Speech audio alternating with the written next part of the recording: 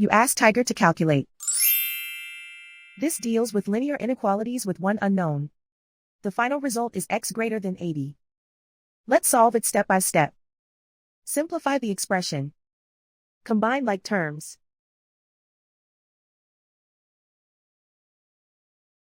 Isolate the x.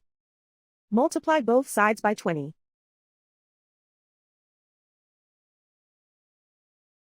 Group like terms.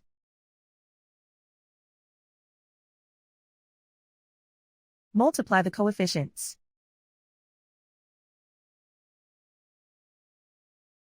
Simplify the fraction.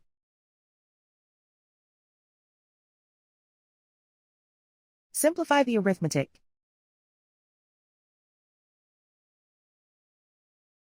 Plot the solution on a coordinate grid. And so the final result is x greater than 80.